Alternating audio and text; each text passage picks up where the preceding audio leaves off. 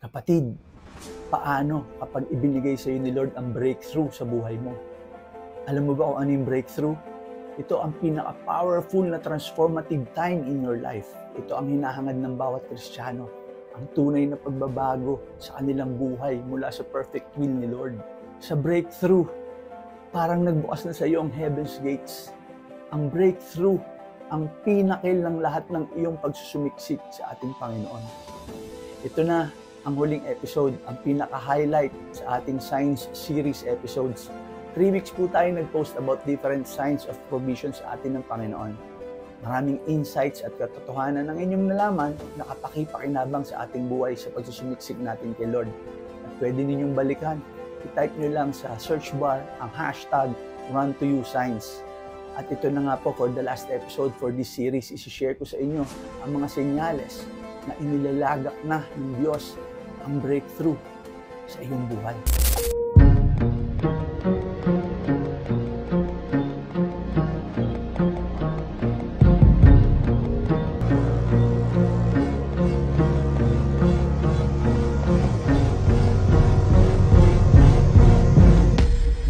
Eight signs that God will bring about a breakthrough in your life.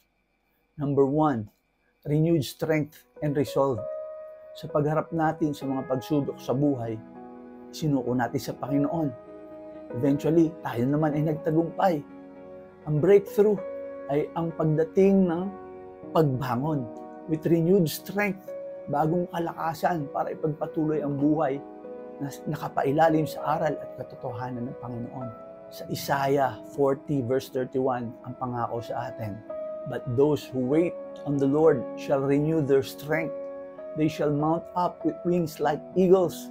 They shall run and not be weary. They shall walk and not faint." Number 2, unexplainable peace. Kung sa ibang signs na discuss natin ay nakita natin ang peace in our hearts, dito ang term unexplainable peace. Ang sarap. Ito ang tunay na chill.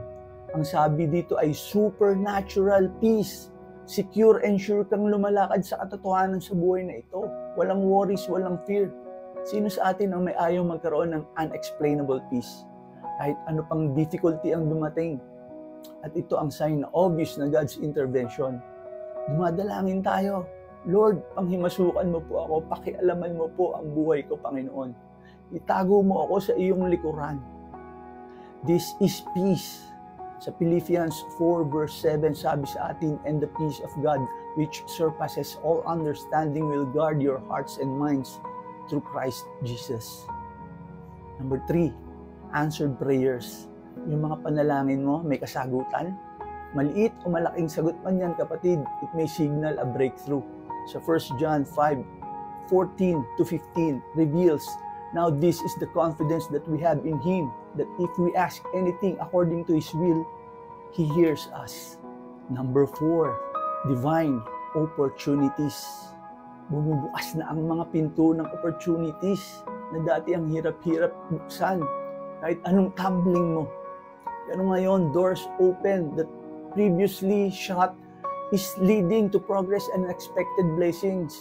Sa Revelation 3 verse 8 says, "See, I have set before you an open door, and no one can shut it." Number 5, godly wisdom and insight.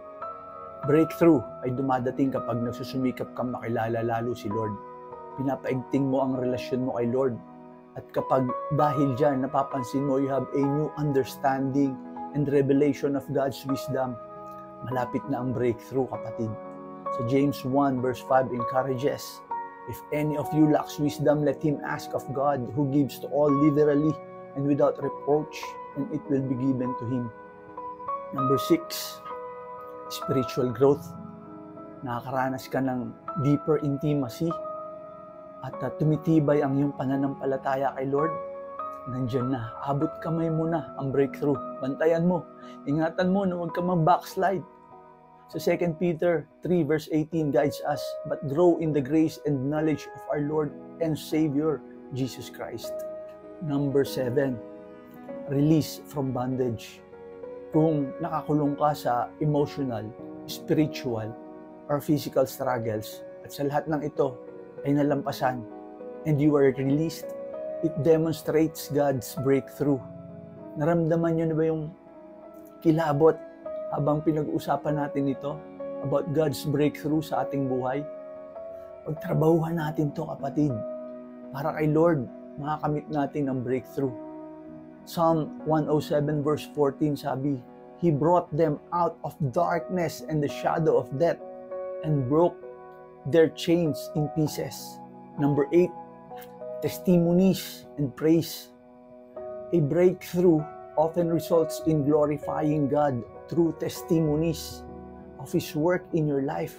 Kapag ipinamamalita mo na ang kabutihan at kadakilaan, ang pagsagip ni Lord sa mga struggle sa buhay mo, breakthrough na yan, kapatid. Let's go! Sa Psalm 9 verse 1, ang sabi, I will praise you, O Lord, with all my life. I will tell of all your marvelous works. God's breakthroughs can vary in how they manifest.